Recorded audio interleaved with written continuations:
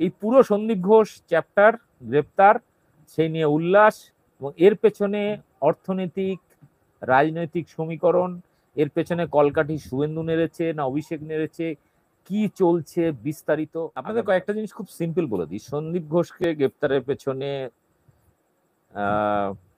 মূল কলকাঠি কে নেড়েছে? শুভেন্দু অধিকারী না অভিষেক বন্দ্যোপাধ্যায়, অভিষেক ব্যানার্জি। এই নিয়ে বিস্তারিত আগামীকাল আসবে। এখন ছোট্ট করে আমার বন্ধুর অফিসে জাস্ট বসে আছি, তাড়াহুড়ো করে একটু ভিডিওটা করছি।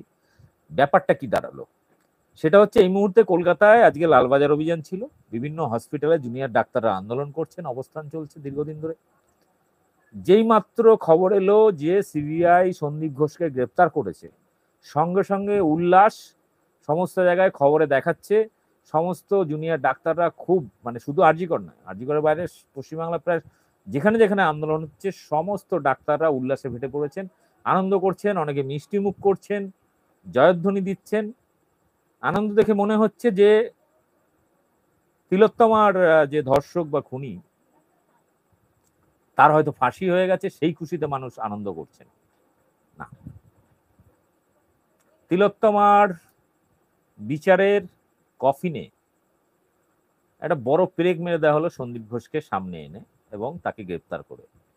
অর্থাৎ এই তিলোত্তমার বিচার যাতে না পায়, সেই বিষয়টাকে যাতে লম্বা টানা যায়, তার জন্য নতুন একটা এপিসোড শুরু করা হলো সন্দীপ ঘোষকে দিয়ে। তিনি দুর্নীতিগ্রস্ত, তার বিরুদ্ধে অভিষেক ব্যানার্জিও পর্যন্ত মঞ্চ থেকে বলেছিল কেন এত দুর্নীতির অভিযোগ রয়েছে তার বিরুদ্ধে, কেন সিবিআই গ্রেপ্তার করছে না। এবং যে গ্রেপ্তার হয়েছে, এই গ্রেপ্তারি কিন্তু সিবিআই কার অভিযোগের ভিত্তিতে করেছে? রাজ্য সরকারের অভিযোগের ভিত্তিতে। কোনো বিজেপি নেতার বা শুভেন্দু অধিকারীর অভিযোগের ভিত্তিতে গ্রেপ্তার হয়নি, হয়েছে রাজ্য সরকারের এফআইআর এর ভিত্তিতে।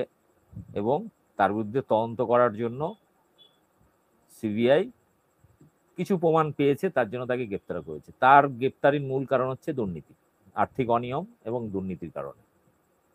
মুশকিলটা হচ্ছে এটাকে নিয়ে গদি মিডিয়া এবং ছাত্রদের একটা বড় আন্দোলনকারী ছাত্রদের অংশ, তারাই নিয়ে খুব উল্লাস। আমি একটু আগে দেখছিলাম বিভিন্ন গদি মিডিয়া দেখাচ্ছে, এর পেছনে আসল রহস্যটা কোথায়।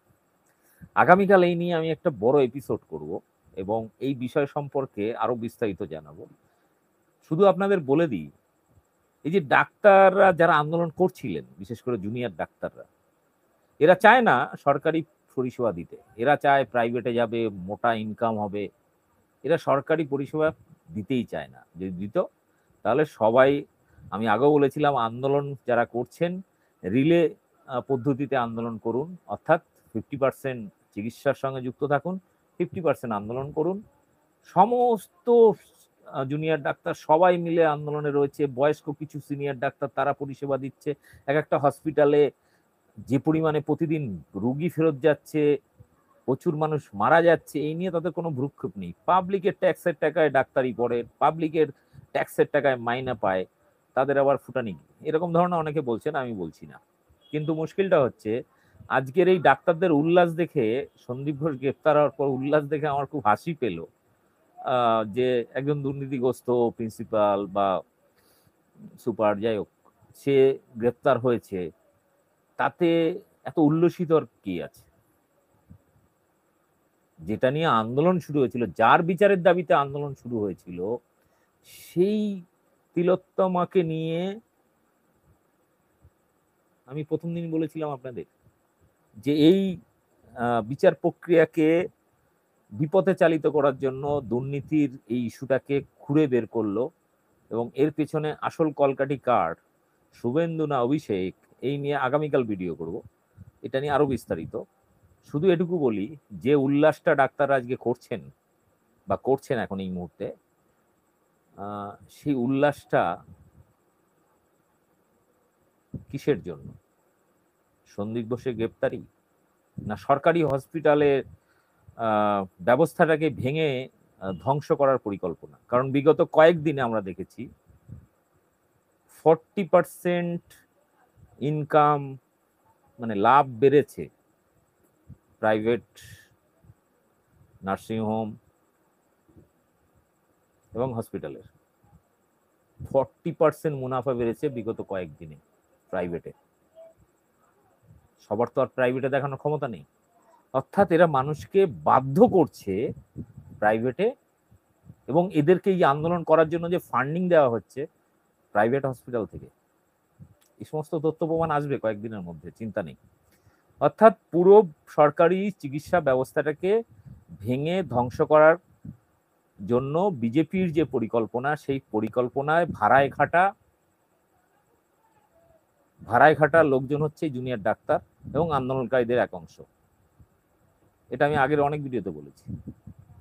দুঃখের বিষয়, এই সমস্ত বিষয়গুলো না বোঝার কারণেই বহু মানুষ আবেগে, ফুটেজ খেতে, মিডিয়ার ফেক নিউজের প্রচারে অনেকে আবেগতাড়িত হয়ে রাস্তায় নেমেছেন, রাত দুপুরে রাত দখল করতে নেমেছেন।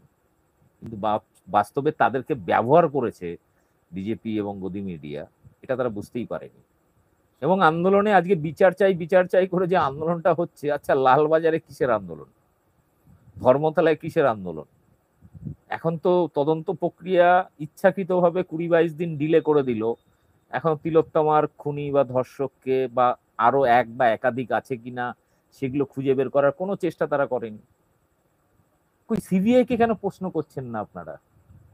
আপনারা তো লাফাতে এসে সিবিআই কে কেসটা হ্যান্ড ওভার হলো, কেস নিল তারা, সুপ্রিম কোর্ট তদারকি করছে, কেসটা কি? যাই হোক, এই পুরো সন্দীপ ঘোষ চ্যাপ্টার, গ্রেপ্তার, সেই নিয়ে উল্লাস, এবং এর পেছনে অর্থনৈতিক রাজনৈতিক সমীকরণ, এর পেছনে কলকাঠি শুভেন্দু নেড়েছে না অভিষেক নেড়েছে, কি চলছে বিস্তারিত আগামীকাল।